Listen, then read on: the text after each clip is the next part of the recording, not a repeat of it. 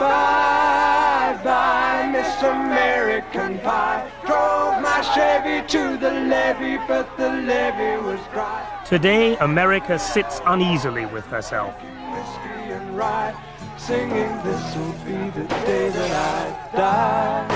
The dream is misting over as America loses her primacy in the world marketplace, and the old enemy is still there, still Japan. Bye-bye, Miss American Pie. Drove my Chevy to the levee, but the levee... Japan bashing, even for congressmen, is the favorite new martial art. Singing, this will be the day that I die. This will be the day that I... For nearly 30 years following World War II, American industry dominated world markets. The demand for U.S. goods was so intense that the emphasis shifted away from quality and onto mass production to fill the huge needs of war-torn countries.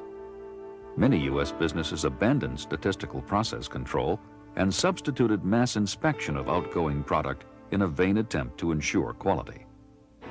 Then, during the 1970s, the international market changed dramatically. The Japanese, in particular, were now producing high-quality products at low cost and competitive prices.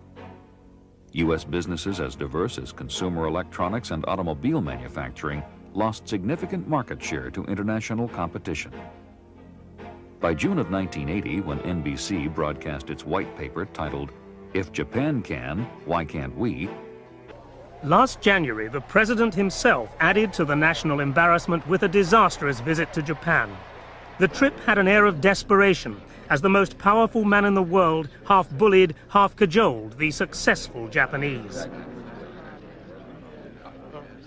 The irony is that the staggering success of the Japanese was built on the principles of an American, a management intellectual largely ignored in his own country. The war, conventional and nuclear, destroyed Japanese industry. When the country's young managers approached the task of renewal, they wanted new styles of management. World War II was a triumph of industrial management and production. The grim evidence of the American superiority in those skills lay all around the Japanese. The Americans sent consultants to advise on better management methods.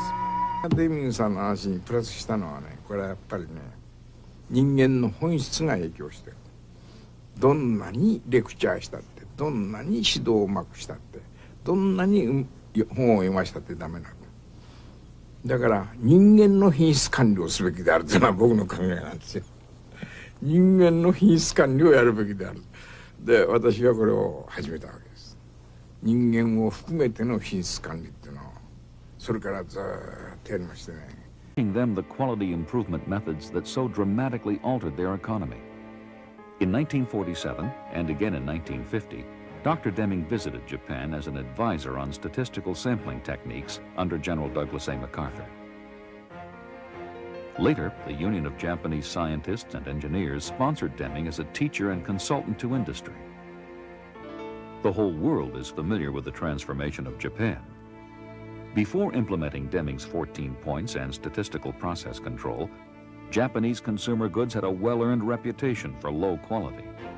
After adopting Deming's methods, quality and dependability sharply improved.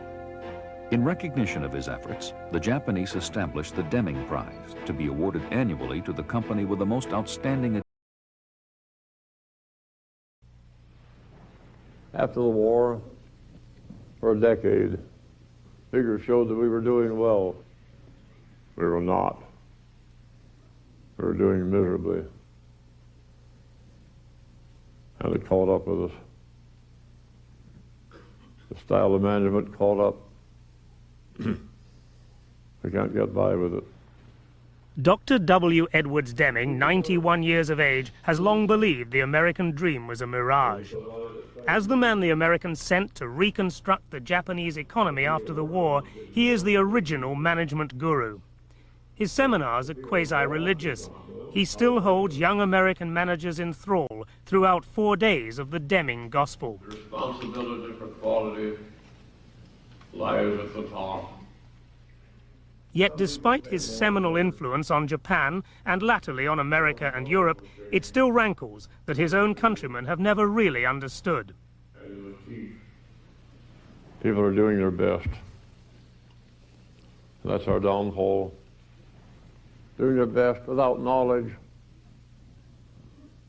Putting in hard work without knowledge. There's no substitute for knowledge. Corporate America was desperate to improve quality and cut costs. The last quarter hour of the documentary profiled the work of W. Edwards Deming. He was consulting with a few American companies, teaching them his 14 points for management and statistical process control. Deming's methods worked. Quality improvement led to increased productivity and lower costs. The NBC documentary was the catalyst for more U.S. organizations to turn their attention back to quality and embrace Deming's way. Throughout the 1980s, Deming gave seminars and consulted with myriad organizations in the United States and around the world, spreading his message with a missionary zeal. Books about his life, his philosophy, and the successful application of his teachings made Deming a well-recognized and much sought-after figure in corporate circles worldwide. His own landmark text, Out of the Crisis, has been read by hundreds of thousands of people and translated into several foreign languages. A number of films and videos contributed to educating top management and workers in Deming's way. On June 25, 1987, Dr. Deming was awarded the National Medal of Technology by Secretary of Commerce Malcolm Baldrige in a ceremony at the White House. Finally, America's own master of quality was getting the recognition in his own country that he so long deserved.